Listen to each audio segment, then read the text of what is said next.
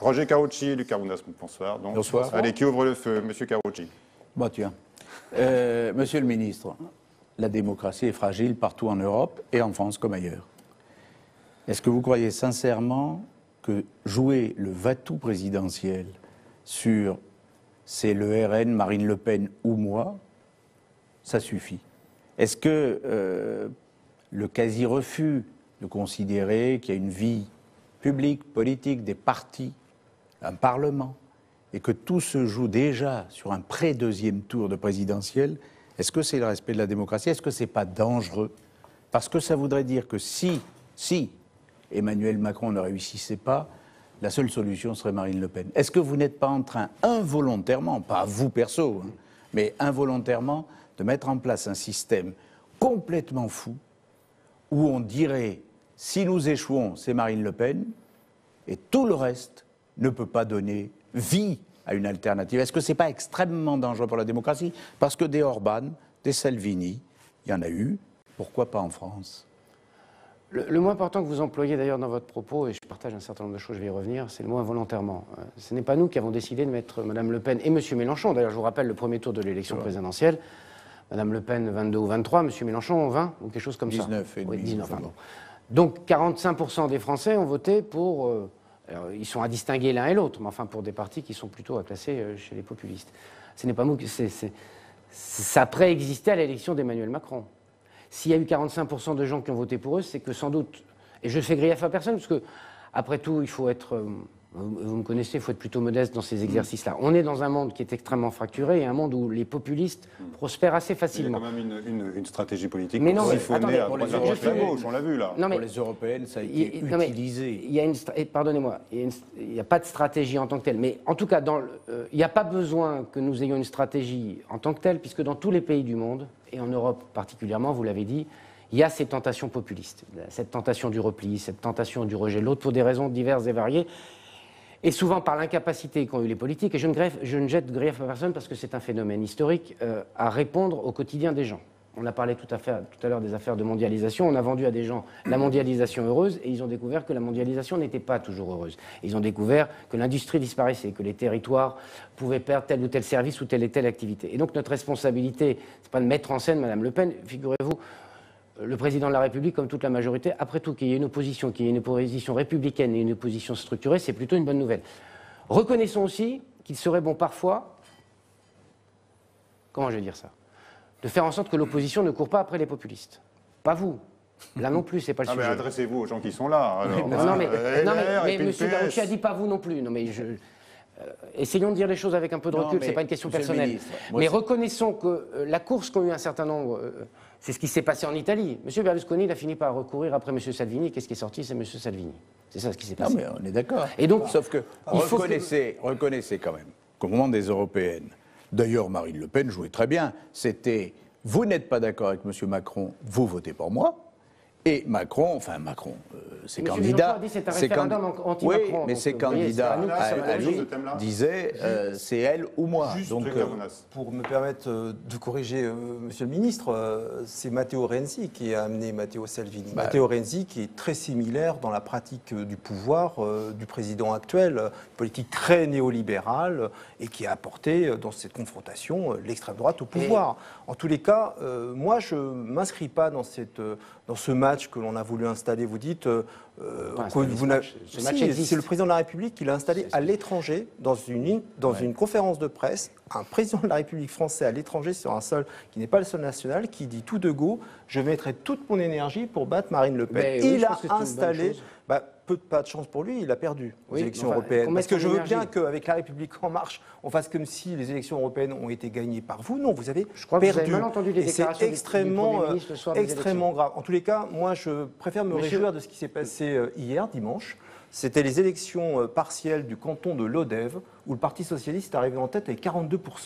Donc quand il s'agit d'avoir des élus crantés dans les territoires, dans les élections locales, une élection chasse l'autre. Nous verrons bien ce qui se passera à l'occasion des élections municipales. Puis-je vous faire deux réponses? La première, c'est, je veux bien qu'on soit paré de tous les défauts de la Terre. Non. Mais non, pas tous. Avec le E en même temps, mais Monsieur Carmounas, la blague mise à part, le premier tour de la présidentielle de 2017, c'est le bilan de qui? C'est le bilan peut-être de M. Hollande en partie. 45% de gens qui votent chez les populistes. Qui était son secrétaire général à l'Élysée? Non, mais cherchez les responsabilités où elles sont. Non, mais donnez-moi la réponse. Non, mais le président de la République s'appelait François Hollande. Vous avez du mal à prononcer le nom du président de la République, on dirait. Non, j'ai aucun mal à prononcer le nom du président de la République. Dites-le alors qu'il était secrétaire général de François Hollande. C'est juste pour la petite histoire, parce que vous m'avez vu plutôt modeste sur les élections européennes, soyez aussi modeste sur l'élection de l'ODEV. La candidate qui est devenue députée européenne était socialiste, elle était passée en marge. Donc elle avait été élue sous l'étiquette socialiste, c'est une sociologie qui est plutôt socialiste, et l'ancrage territorial ça existe, mais n'en faites pas, comment dirais-je, c'est l'actualité d'hier. Oui, je suis pas sûr qu'il faille en faire le maître étalon de la réalité. Ce que veut dire, monsieur le ministre, c'est que ta candidate peut passer en marche la semaine prochaine. C'est pas ce que j'ai voulu dire. C'est pour les élections locales, je n'avais pas compris. Autre sujet. Écoutez, moi, j'ai été invité à participer à cette émission. Je n'avais pas prévu que ce soit le 1er juillet. C'est une date qui est extrêmement symbolique, puisqu'il y a un an, Simone Veil et son mari rentraient au Panthéon. À l'initiative du président de la République, et tout le monde avait pu s'en féliciter. Il se trouve que aujourd'hui, j'ai déposé un projet de loi une proposition de loi constitutionnelle pour inscrire dans la Constitution ce droit fondamental qu'est l'IVG. Pourquoi je fais ça? En proposant de créer un article 66.2, qui serait un article qui succéderait à celui qui, à l'initiative de Jacques Chirac, faisait entrer dans la Constitution l'idée que nul ne pouvait recourir à la peine de mort, en faisant en sorte que, quels que soient les gouvernements qui suivaient, on puisse préserver ces idées, cet acte politique fort. Donc aujourd'hui, la quasi-totalité de la gauche parlementaire à l'Assemblée nationale a signé ma proposition de loi. Est-ce que, monsieur le ministre, je connais votre côté très progressiste, vous savez comme moi qu'en 10 ans, 130 centres qui pratiquent l'IVG ont fermé.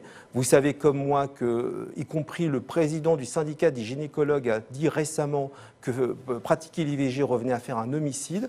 Est-ce que vous êtes d'accord, c'est une question simple, c'est audition publique, monsieur le ministre, de nous accompagner, la gauche à l'Assemblée nationale, au travers de ma proposition de loi, lorsqu'elle sera discutée à l'Assemblée, j'espère très vite. Je ne voudrais pas rebondir sur la moue dubitative de M. Carucci, mais je vais vous faire deux réponses.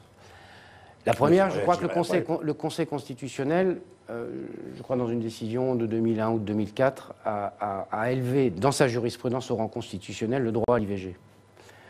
Personne dans la classe politique n'envisage de revenir sur l'IVG, à ma connaissance. Aujourd'hui. Non mais aujourd'hui. Ça c'est le premier sujet, donc vous ne trouverez pas chez nous. La peine de mort. Non mais vous ne trouverez pas chez nous des gens pour mettre ça en cause, et chez vous non plus d'ailleurs. Deux. Je trouve que et je le dis sous l'œil de M. Carucci, qui a réussi une révision constitutionnelle en 2008, je trouve que la façon que l'on a, à chaque fois qu'on a un sujet ou un problème, ou une question qui pourrait venir un jour, de le mettre à rang constitutionnel, je pense que ça n'est pas une bonne méthode. Si à chaque fois qu'un sujet pourrait venir, ou on pense qu'il pourrait venir... Le droit fondamental à l'IVG est un sujet. Non. Alors ? Mais, donc il n'y a pas besoin de le mettre dans la Constitution parce que la besoin. Demain, Marine Le Pen est présidente de la République. Demain, Marine Le Pen fera ce qu'elle veut, mais il y a le Conseil constitutionnel qui est érigé en rang constitutionnel. Et donc inscrivons-le dans le marbre, où est le problème? Puisque le Conseil constitutionnel... Où est le problème? Donc il n'y a pas de problème, c'est ça ce que j'essaie de vous dire. Modifions la Constitution. Pourquoi le mettre dans la Constitution? Pourquoi le mettre dans la Constitution? Ça, c'est lui en même temps. On est d'accord, mais on ne le fait pas. Non, c'est pas en même temps. Monsieur Carvounas, par ailleurs, je n'ai pas lu votre proposition là parce que je crois que vous l'avez déposée à 18h. Elle est très simple, elle fait une ligne. Non mais... Et je viens de vous la résumer. Monsieur Carvounas, je connais votre parcours. Si on essayait de ne pas caricaturer les choses et pas de faire de la Constitution, pardonnez-moi... Donc l'IVG, le droit fondamental à l'IVG est un sujet et une caricature de ma part. Non, mais ne cherchez pas à m'entraîner. C'est intéressant. Non, monsieur Carvounas, vous n'y arriverez pas. C'est très intéressant. Non, mais si c'était ça l'objet de votre machin... De votre machin? Non, de votre proposition, de votre façon de dire les choses. Sujet, machin... Non, mais monsieur Carvounas, est-ce que... Je vous sens très gêné. Non. Gêné sur quoi? Sur cette proposition de loi. Gêné de rien.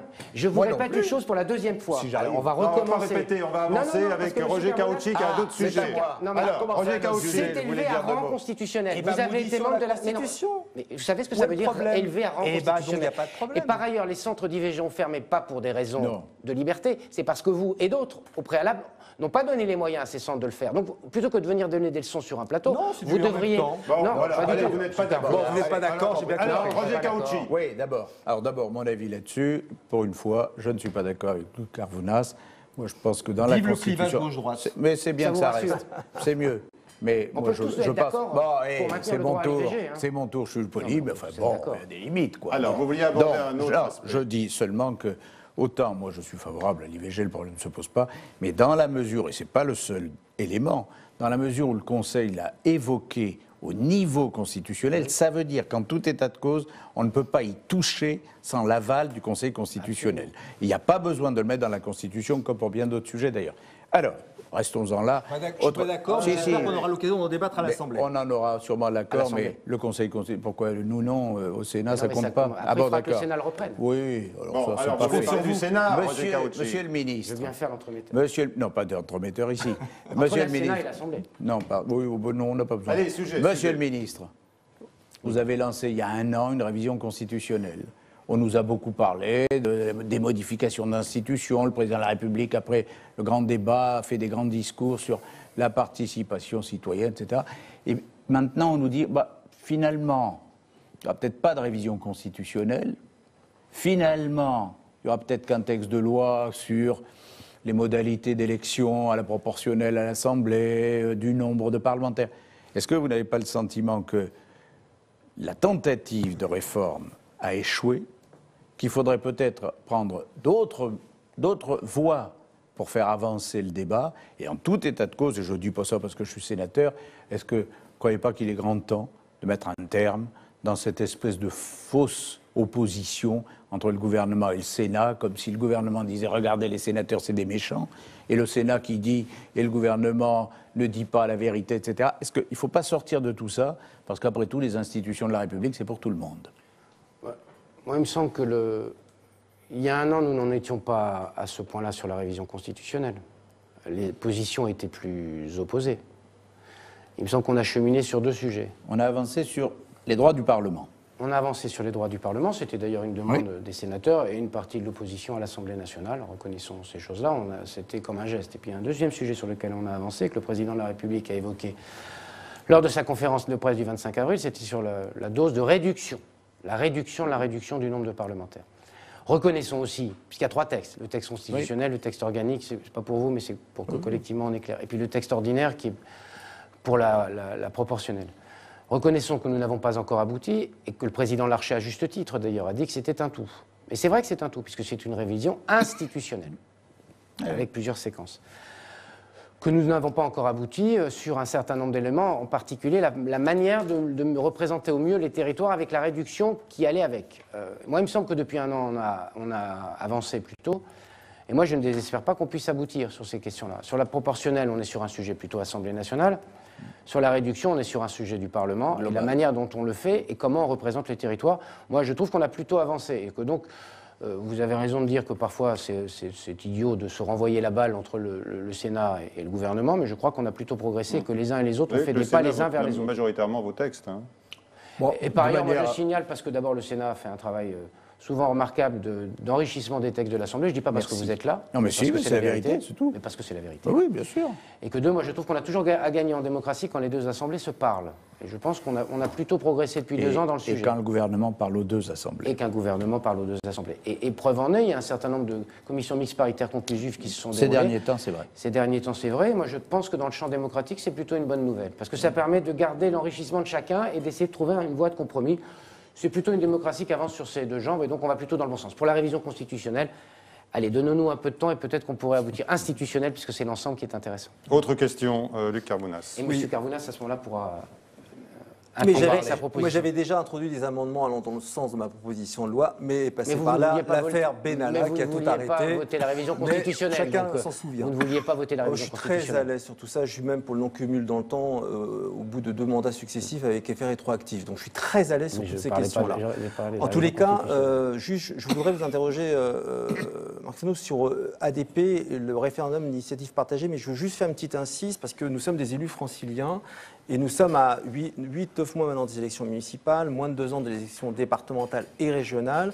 Jacqueline Gourault, la ministre en charge des collectivités territoriales, s'est dite plutôt favorable à la mise en œuvre du conseiller territorial, peut-être dans le relooking de ce qu'avait fait le président Sarkozy en son temps. Question simple, est-ce que nous allons vers l'élection d'un conseiller territorial ou est-ce qu'au moment où nous nous parlons, c'est-à-dire à moins de 2 ans d'échéances extrêmement importantes où la taxe pour le foncier bâti est transférée du département vers les communes pour transférer la taxe d'habitation, donc on voit qu'on dépouille Jacques pour habiller Paul. Vers quoi on tend là au niveau institutionnel et au niveau local pratico-pratique? Sur le conseiller territorial. Moi, je regrette parce que je pense que c'était à l'époque une bonne idée, le conseiller territorial. La question a été mise sur la table puisque ça a été une partie des réflexions qu'a eu le gouvernement sur cette question de conseiller territorial. Pour des raisons constitutionnelles, mais je ne peux pas revenir dedans, il y a une impossibilité maintenant du fait des 13 régions à pouvoir activer le principe du conseiller territorial, sauf à avoir une très grande sous-représentation des territoires les plus ruraux. Et donc cette idée ne va pas faire fleurir si elle n'est pas sur la table. D'accord. C'est une question qui a pu se poser, mais qui, pour des raisons constitutionnelles, ne peut pas se poser. Il reste 2 Elle se minutes posait pour à 22 avoir régions, mais la pas réponse après. à la Alors, question sur que vous la évoquiez question sur d'ADP, la privatisation justement, d'ADP, on aéroport de Paris. On parle beaucoup du Conseil constitutionnel. Aujourd'hui, le Conseil constitutionnel a rendu public les chiffres du nombre de signataires, 480 000 à peu près, puisque maintenant le compteur a modestement disparu du site sur lequel on peut savoir combien de personnes cliquent. Le gouvernement a su trouver 12 millions d'euros pour le grand débat national en 5 semaines, entre le moment des annonces et le déroulé du lancement du grand débat. Quasiment le même délai pour lancer le référendum d'initiative partagée. On a de cesse dans tous les territoires d'avoir des retours de bugs, y compris le Conseil constitutionnel aujourd'hui qui a demandé par son communiqué de presse de ne plus avoir à mettre le code INSEE de la ville dans laquelle on vit ou on vote pour améliorer les choses. Est-ce que, Monsieur le Ministre, le gouvernement compte sur ce plan démocratique, et ce référendum d'initiative partagée, mettre les moyens, puisque même les spécialistes disent que l'hébergeur n'est pas suffisamment conséquent pour accueillir autant de Vous l'accusez de clics. sabotage informatique. Moi, j'accuse Ah, personne à qui dominem, mais je pense que le gouvernement ne met pas les moyens sur la question du référendum Non, moi je d'initiative crois qu'il y a les partagée. moyens. Alors il y a pu y avoir des bugs, mais je crois que le gouvernement met les moyens. Par ailleurs, ça s'est fait sous le contrôle du Conseil constitutionnel, qui n'est pas avare de dire les choses quand les choses ne conviennent pas. Qui Dans les ce qu'il a a dites dit, mais aujourd'hui. il donne des éléments d'amélioration, et c'est bien son rôle en continu du processus, mais il ne dit pas que le gouvernement sabote le processus. Excusez-moi. Non, mais que le gouvernement Moi, ne je met n'ai pas pas les, d'avis. le Donc, gouvernement ne met pas les mêmes moyens. Parce que je suis hostile au référendum, je trouve, pardon, pour une fois, que le Conseil constitutionnel n'est pas dans la vérité. L'esprit de la réforme de 2008, c'était que lorsqu'un texte arrive au Parlement, ce qui a été le cas pour la privatisation d'ADP, eh bien, il n'est plus susceptible d'aller au Donc référendum. il y a un risque d'affaiblissement du Parlement. Moi, je considère que là, il y a un problème entre la démocratie représentative et la démocratie participative. Le texte a été voté, c'est vrai qu'il n'était pas promulgué, mais je considère que le contraire à Conseil l'esprit de la aurait loi dû dire c'est contraire à l'esprit de la Constitution. Oui. Sinon, c'est la porte ouverte à quoi?